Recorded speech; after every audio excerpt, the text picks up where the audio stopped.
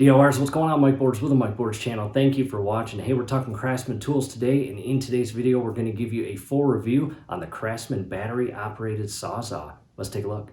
DIYers, here we are at the workstation, and we've been busy this winter. Mom and Dad's jet ski in-house for DIY repair videos, and here in about a week, it's rolling out and heading to the lake.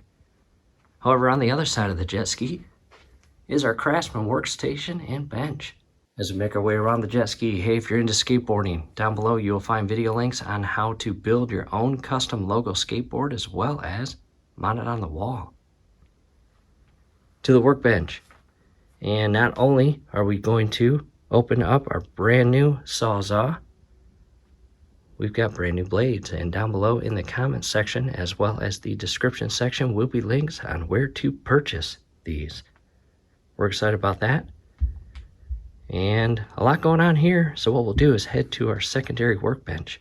DIYers, here we are at our standby or secondary workbench. Well, it's just a wood table, but I'll tell you it comes in very handy when our primary workbench is full of DIY project activities. Here's our brand new Craftsman Sawzall. What I'll do is reposition the camera and give you a full review on it. And this is what the box looks like when you pick it up at the store or you have it delivered to your home. And we'll just talk about a few things on the box itself. Down here is the product or part number of the Sawzall itself. In addition, you can see the V20 lithium-ion battery. However, right here, tool only, battery and charger sold separately. We will also post links to those down below in the comment section as well as the description section. In addition, above that, a 3-year limited warranty. And to the left, you can see here, reciprocating saw, tool only. And below that, these black boxes here, tool-free blade release. And to the right of that, pivoting shoe. And there is the top view. And I'll turn it this way. I want to show you the back view of it. I'll bring it just a little closer here. And as far as the specifications on the left-hand side, I'll read them to you. The voltage, again, a 20-volt max, which is your battery. And the stroke length is 1 inch. And the overall length of the tool, it shows 14.5 inches long. And below that, the weight of the tool, 3.6 pounds. Not sure if you can see it. And below that, the cool thing about this box is when you purchase it, it comes with a reciprocating saw, which is 6 inches by metal. So that's kind of cool. I wonder if it is that exact blade right there. It does say 6 inches on it. So we will see here shortly when we open it up. However, I'll talk about the features,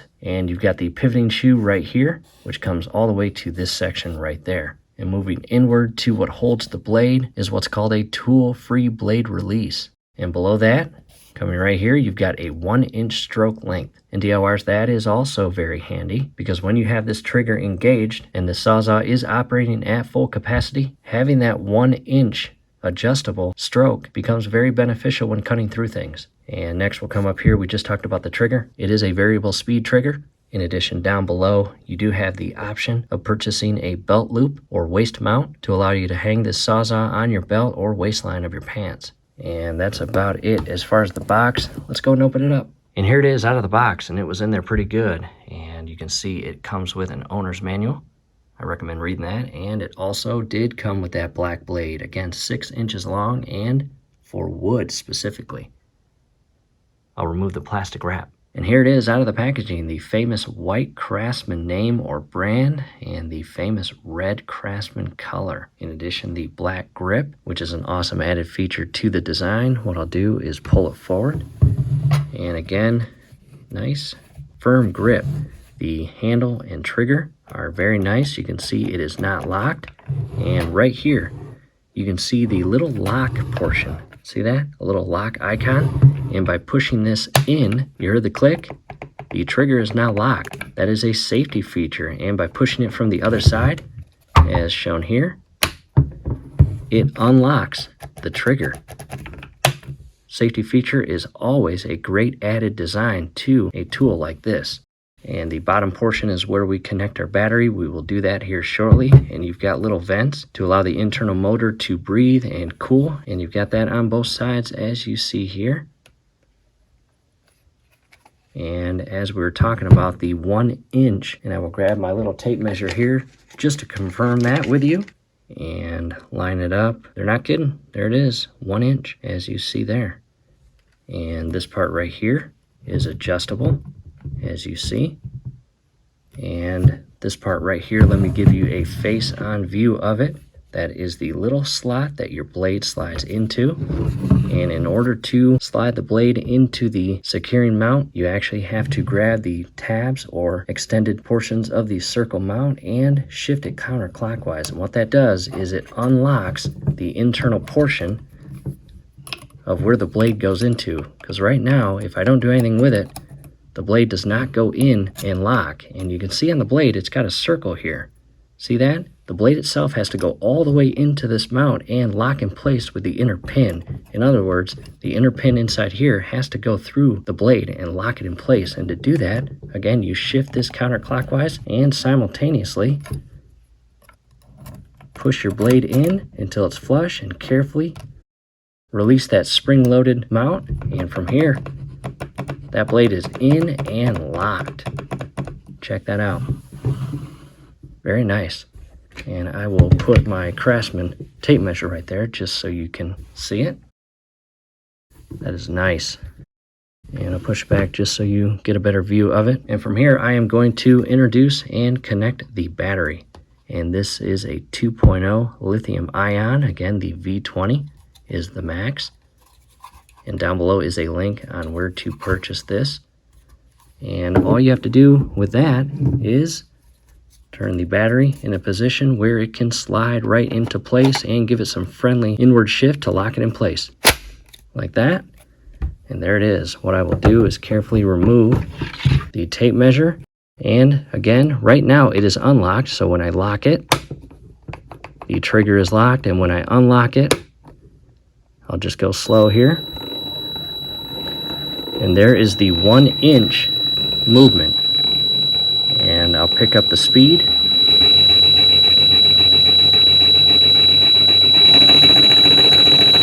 Check that out. Wow.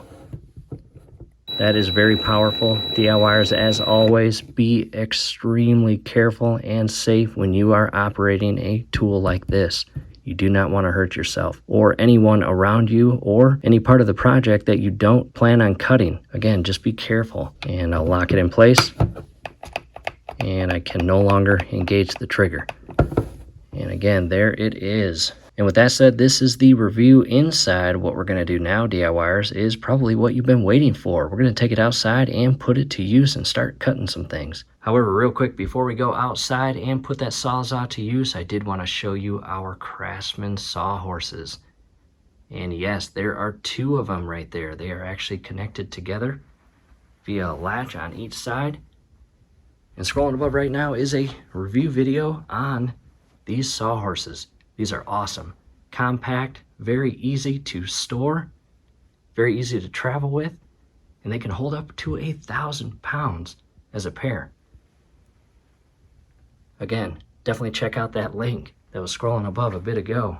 DIYers, we're outside now, and I've got my Craftsman Sawhorses set up. And again, I am a huge fan of those Sawhorses. Very compact, very strong, just very well engineered and built. And we've just got a normal stick and some hardwood floor. Got some paint on it. We've got some PVC pipe. I believe it's 1 1/2 inch. Yep. And we've got some aluminum pipe, and that is hollow. And we are going to switch blades when we get to the aluminum pipe. Let's get started. All right, DIYers, I've got the camera set up, and I recommend never ever operating that Sawzall or reciprocating saw without safety glasses. And in addition, if you do not operate that Sawzall, or again, reciprocating saw, carefully and properly, you could hurt yourself. In other words, do not operate this saw carelessly and recklessly. You can get hurt, and that's the last thing you want to do. And a quick view of the saw, and I'm going to start with the wood blade.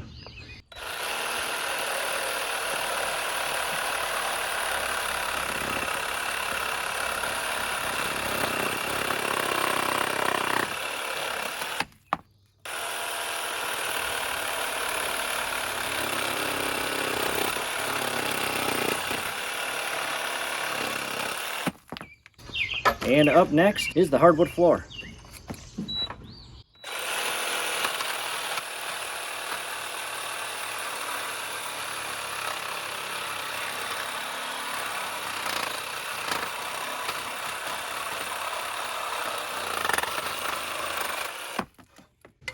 Not bad at all. All right, DIYers, I am behind the camera, and at this point, I am going to carefully swap out the wood blade for the metal blade, and be careful. That blade is hot. We just used it. Don't burn yourself. And there it is, metal blade installed. And a friendly tip or bit of advice: anytime you swap out a blade, make sure your trigger is locked.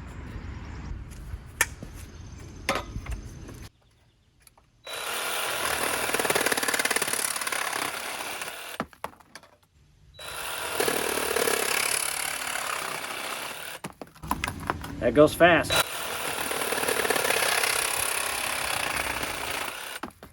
Look at that.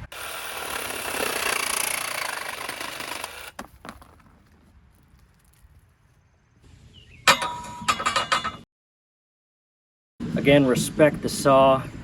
Be very careful. Do not be careless. Do not be reckless.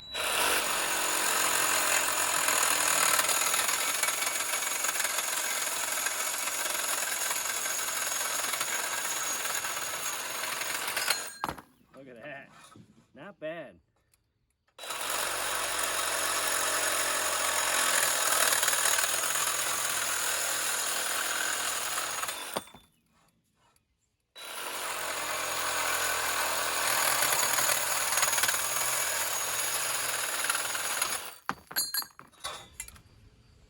Don't touch that blade. It is hot at this point, especially going through aluminum like that. Amazing tool. Go ahead and put it in trigger lock so you don't accidentally pull the trigger or press the trigger and cut yourself. That would not be good. Taking a step back, and there is the aftermath. Check that out. Again, an incredibly respectful tool to have in your lineup. Don't be careless, don't be reckless, be safe when you operate a saw of this caliber. And again, we cut through aluminum pipe, PVC pipe, wood floor, and just a random branch or piece of wood. And you saw how well that saw works. Again, an incredible tool to have when you need it. In addition, I mean, there's 100, if not thousands, of more things you can cut with that tool. And we hope this helps. Hey, do us a favor. Below the video, you will see that thumbs up icon. Click on that, like the video, subscribe to the channel. Definitely ring your YouTube bell. That would be very helpful to us. We'd really appreciate it. Thanks again for watching. And hey, calm winds today. Down below, we've got additional videos on how to install a flagpole. This is an Old Glory. And in addition, how to properly and respectfully retire an American flag. There's a right way to do it. There's a proper way to do it. There's a respectful way to do it. And we cover that. Again, links below. Thanks again for watching.